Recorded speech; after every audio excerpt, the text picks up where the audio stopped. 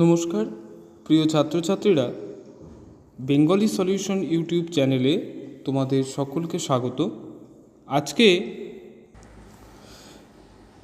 আজকে তোমাদের কাছে বিহার স্টেট বেঙ্গলি এক্সামের অত্যন্ত গুরুত্বপূর্ণ কিছু স্যাম্পল কোশ্চেন নিয়ে আমি হাজির হয়েছি। তো আমি তোমাদের কাছে এই বিষয়টিকে একটি পুঙ্খানুপুঙ্খ আলোচনার মধ্যে দিয়ে তুলে ধরব।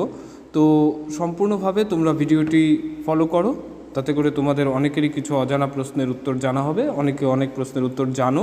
এবং এখানে যেহেতু হচ্ছে কি যে আমাদের সিলেবাসটা ভীষণ বড়, তো আমি সেই অনুযায়ী চেষ্টা করেছি যে বিভিন্ন বিষয়কেই এখানে মিলিয়ে মিশিয়ে দেওয়ার।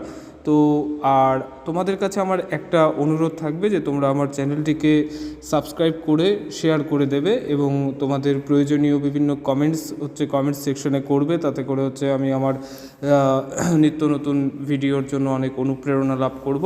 তো শুরু করছি আজকের আলোচনা। দেখো, বঙ্কিমচন্দ্রের কাব্যিক উপন্যাস হলো, দেখো বিহার স্টেট বেঙ্গলি এক্সামের সিলেবাসে বঙ্কিমচন্দ্রের বেশ কিছু উপন্যাস রয়েছে। তো বঙ্কিমচন্দ্রের কাব্যিক উপন্যাস কোনটি? বঙ্কিমচন্দ্রের কাব্যিক উপন্যাস বলা হয় কপালকুণ্ডলাকে। ঠিক আছে, বঙ্কিমচন্দ্রের কাব্যিক উপন্যাস হলো কপালকুণ্ডলা।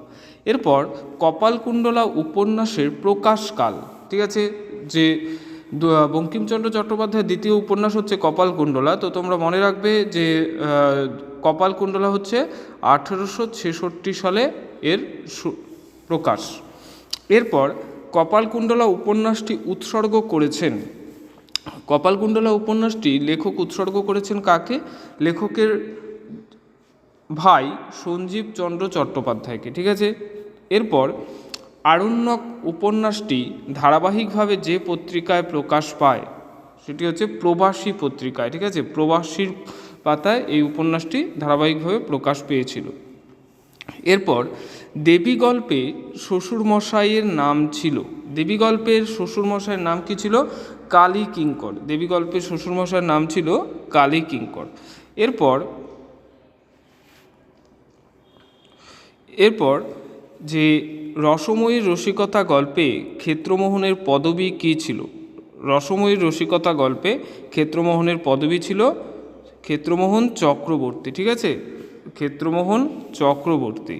এরপর আদরিণী গল্পে পরিচ্ছেদ রয়েছে, কটি পরিচ্ছেদ রয়েছে আদরিণী গল্পে মোট পরিচ্ছেদ রয়েছে 60টি। এরপর আদরিণী গল্পে চৈত্র মাসের সংক্রান্তিতে যে স্থানে মেলার কথা, আমি চৈত্র মাসে লিখেছি কিন্তু এটা চৈত্র মাসের সংক্রান্তি হবে, যে স্থানে মেলার কথা বলা হয়েছে সেটা হচ্ছে বামুনহাটের মেলা। ঠিক আছে, আদরিণীকে নিয়ে যাওয়া হয়েছিল কোথায়? বামুনহাটের মেলায়। এরপর গণদেবতা উপন্যাসটি জ্ঞানপীঠ পুরস্কার পেয়েছে। গণদেবতা উপন্যাসটি তারাশঙ্কর বন্দ্যোপাধ্যায়ের বিখ্যাত একটি উপন্যাস। আর মনে রাখবে এই উপন্যাসটির প্রথম নাম ছিল চণ্ডীমণ্ডপ এবং উপন্যাসটি ভারতবর্ষের বিভিন্ন ভাষায় অনুবাদও হয়েছে। 1967 সালে এই গণদেবতা উপন্যাসটি জ্ঞানপীঠ পুরস্কার লাভ করে। আর সরোজ কুমার রায়চৌধুরীকে এই উপন্যাসটি উৎসর্গ করা হয়েছিল। বিখ্যাত কিছু তথ্য, অত্যন্ত গুরুত্বপূর্ণ তথ্যগুলো তোমাদের মনে রাখতে হবে। এরপর গণদেবতা উপন্যাসটি ধারাবাহিকভাবে প্রকাশিত হয়েছিল ভারতবর্ষ পত্রিকায়। ঠিক আছে, গণদেবতা উপন্যাসটি ধারাবাহিকভাবে ভারতবর্ষ পত্রিকায় প্রকাশ পেয়েছিল। তারপর প্রমথ চৌধুরীর মতে বর্তমানের যুগ হলো, দেখো তোমাদের মনে হতে পারে যে উপন্যাস চলতে চলতে হঠাৎ করেই হচ্ছে কি যে প্রমথ চৌধুরী কোথা থেকে এসে গেল, কারণ বিহার স্টেট বেঙ্গলি এক্সামের সিলেবাসের মধ্যে অনেক কিছু মিলিয়ে মিশিয়ে রয়েছে ইউনিট ধরে ধরে। তো আমি চেষ্টা করেছি যে সেগুলোরই কিছু কিছু তথ্য তোমাদের সামনে তুলে ধরতে। তো এখানে এই প্রমথ চৌধুরীর মতে বর্তমানের যুগ হলো, এটি আসলে হচ্ছে প্রমথ চৌধুরীর বিখ্যাত একটি প্রবন্ধ তর্জমা বলে। তো সেই তর্জমা প্রবন্ধটি এই সিলেবাসের অন্তর্ভুক্ত। তো এখানে দেখো, প্রমথ চৌধুরীর মতে বর্তমানের যুগ কিসের যুগ? কলির যুগ, ভাবনার যুগ, তর্জমার যুগ, আধুনিক যুগ। বর্তমানের যুগ শুধুমাত্র হচ্ছে তর্জমার যুগ। ঠিক আছে, তো এখানে প্রমথ চৌধুরী সেটাই বলেছেন। এরপর যে মেঘনাদবধ কাব্যের চতুর্থ সর্গের নাম কি? অত্যন্ত গুরুত্বপূর্ণ একটি প্রশ্ন। যে আমরা জানি মেঘনাদবধের কটা সর্গ রয়েছে? 9টি। অভিষেক, অস্ত্রলাভ, সমাগম, অশোকবন, উদ্যোগ, বধ, শক্তি নির্ভেদ, প্রেতপুরী আর সংস্ক্রিয়া। তার মধ্যে হচ্ছে কি চতুর্থ সর্গের নাম হচ্ছে অশোকবন। ঠিক আছে, এরপর মেঘনাদ বধ কাব্যের দ্বিতীয় সংস্করণের ভূমিকা মুখবন্ধু কে লিখেছিলেন? ভূমিকা বা মুখবন্ধু কে লিখেছিলেন? বিখ্যাত কবি হেমচন্দ্র বন্দ্যোপাধ্যায়। হেমচন্দ্র বন্দ্যোপাধ্যায় এই মেঘনাদ বধ কাব্যের দ্বিতীয় সংস্করণের ভূমিকা লিখেছিলেন। এরপর দেখো আবারও হচ্ছে কি অলঙ্কার থেকে একটি প্রশ্ন দিয়েছি, কাকু বক্রোক্তির প্রবক্তা কে? কাকু বক্রোক্তি, ঠিক আছে, বক্রোক্তি একটি বিখ্যাত হচ্ছে কি যে অনুপ্রাস, যমক, শ্লেষ, বক্রোক্তি, এটা একটা বিখ্যাত শব্দালঙ্কার। তো বক্রোক্তির প্রবক্তা হচ্ছে আচার্য রুদ্রট। বক্রোক্তির প্রবক্তা হচ্ছে আচার্য রুদ্রট। একটি শব্দ একটি বাক্যে একবার ব্যবহৃত হয়ে দুটি ভিন্ন ভিন্ন অর্থ প্রকাশ করলে, দেখো এই ক্ষেত্রে তোমরা অনেকেই গুলিয়ে ফেলো যে একবার প্রয়োগ হবে, ঠিক আছে, কি বলছে, একবার ব্যবহৃত হয়ে তার দুই রকমের অর্থ আসবে। একবার ব্যবহৃত হয়ে তার দু রকমের অর্থ হলে সবসময় মনে রাখবে শ্লেষ, ঠিক আছে, একবার ব্যবহৃত হয়ে তার দু রকমের অর্থ হলে শ্লেষ। আবার কি হচ্ছে, যদি হচ্ছে দুবার ব্যবহার হয়, ঠিক আছে, দুবার ব্যবহার হয়ে আলাদা অর্থ আসলে তখন কিন্তু হচ্ছে হয়ে যাবে যমক, ঠিক আছে। কালকেতুর ঠাকুরদাদা হলেন, কালকেতুর ঠাকুরদাদাকে, কালকেতুর ঠাকুরদাদা হলেন চন্দ্রকেতু, ঠিক আছে। পিতার নাম হচ্ছে ধর্মকেতু, মনে রাখবে এটা, পিতা হচ্ছে ধর্মকেতু, পিতা ধর্মকেতু, ধর্মকেতু হচ্ছে পিতা, আর হচ্ছে ঠাকুরদাদা হচ্ছে চন্দ্রকেতু। আর পুষ্পকেতুকে, পুষ্পকেতু হলো কালকেতুর ছেলে। এরপর কালকেতুর বিয়ে হয়েছিল, দেখো আখেটিক খণ্ডের অত্যন্ত গুরুত্বপূর্ণ প্রশ্ন এগুলো। কালকেতুর বিয়ে হয়েছিল 11 বছর বয়সে, ঠিক আছে। কালকেতুর বিয়ে কত বছরে হয়েছিল? কালকেতুর বিয়ে হয়েছিল 11 বছর বয়সে। কালকেতুর বিয়ে হয়েছিল 11 বছর বয়সে। তার বিয়ের সময় ঘটক ছিলেন হচ্ছে সময় পণ্ডিত, এই তথ্যগুলো মনে রাখতে হবে।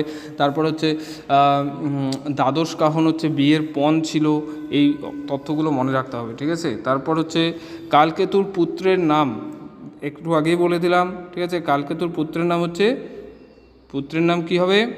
পিতার নাম ছিল কালকেতুর পুত্রের নাম হচ্ছে পুষ্পকেতু, ঠিক আছে। চন্দ্রকেতু হচ্ছে ঠাকুরদাদা, পিতা হচ্ছে ধর্মকেতু, আর পুত্র হচ্ছে পুষ্পকেতু। এরপর আখেটিক শব্দের অর্থ কি? তোমরা বলতে পারবে আখেটিক শব্দের অর্থ? আখেটিক শব্দের অর্থ হচ্ছে ব্যাধ, ঠিক আছে। দেখবে অনেকে বলে যে ব্যাধখণ্ডও বলা হয়, ঠিক আছে, আখেটিক খণ্ডকে ব্যাধখণ্ডও বলা হয়, তো সেই অর্থ হচ্ছে আখেটিক শব্দের অর্থ হচ্ছে ব্যাধ। তারপর চণ্ডীমঙ্গল কাব্যের তারপর কি আছে যে চণ্ডীমঙ্গল কাব্যের ফুল্লরার 12 মাসা যে মাসে শুরু হয়, বৈশাখ মাসে হচ্ছে ফুল্লরার 12 মাসা শুরু হয়েছে। এরপর নাটক তোমাদের পাঠ্য রয়েছে প্রফুল্ল। প্রফুল্ল নাটকে প্রফুল্ল কার স্ত্রী ছিল? প্রফুল্ল হচ্ছে রমেশের স্ত্রী ছিল। প্রফুল্ল নাটকে প্রফুল্ল হচ্ছে রমেশের স্ত্রী ছিল। প্রফুল্ল নাটকে মনে রাখবে প্রফুল্ল হচ্ছে রমেশের স্ত্রী ছিল। আর প্রফুল্ল হচ্ছে একটি সামাজিক নাটক, এই তথ্যগুলো মনে রাখতে হবে। অচলায়তন নাটকের সঙ্গে যে ধর্মীয় সাহিত্যের সংযোগ রয়েছে, অচলায়তন নাটকের সঙ্গে বৌদ্ধ ধর্মের একটা বিশেষ সংযোগ রয়েছে, এটা মনে রাখতে হবে কিন্তু, বৌদ্ধ ধর্মের একটা ধর্মীয় সংযোগ রয়েছে। তারপর অচলায়তন নাটকের দৃশ্য সংখ্যা কত? দেখো অচলায়তন নাটকের দৃশ্য সংখ্যা কিন্তু 6, কিন্তু নাটকটিকে অভিনয়যোগ্য করে তোলার জন্য রবীন্দ্রনাথ যখন হচ্ছে কি এর অভিনয়যোগ্য রূপ দিলেন গুরু, তখন তাতে হচ্ছে দৃশ্য এসে গেছে 4। এরপর অচলায়তন নাটকে এটা হবে মহাময়ূরী দেবী, হ্যাঁ, এটা অচলায়তন নাটকে এটা মহাময়ূরী দেবীর পূজা হয়, ঠিক আছে, শনিবার দিন, শনিবারে মহাময়ূরী দেবীর পূজা হয়। ঠাকুরদাস মুখোপাধ্যায়, তো ঠাকুরদাস মুখোপাধ্যায় চরিত্রটি যে গল্পের অন্তর্ভুক্ত, তোমরা নিশ্চয় বুঝতে পারছো গল্পগুলোর নাম দেখে, শরৎচন্দ্র চট্টোপাধ্যায়ের। তো ঠাকুরদাস মুখোপাধ্যায়ের এটা হবে অভাগীর স্বর্গ। তো এই ছিল আজকের 25টি প্রশ্নের আলোচনা। আমি শীঘ্রই পরবর্তী প্রশ্ন নিয়ে হাজির হব। ততক্ষণ তোমরা সঙ্গে থাকো, এই ভিডিওটি দেখো এবং প্রশ্নগুলোকে তোমাদের উত্তরগুলো মনে রাখার চেষ্টা করো। তো ততক্ষণে আমি আবার পরবর্তী ভিডিও নিয়ে হাজির হব। একটু ব্যস্ততার কারণে, যেহেতু হচ্ছে বিভিন্ন বোর্ডের পরীক্ষা চলছে, সিবিএসই বোর্ডের এখনও এক্সাম শেষ হয়নি, তাই একটু আমার ভিডিও দিতে দেরি হয়ে যাচ্ছে, কিন্তু আমি শীঘ্রই আবারও আসব। তোমরা আমার চ্যানেলটিকে সাবস্ক্রাইব করবে, শেয়ার করে দেবে। ধন্যবাদ।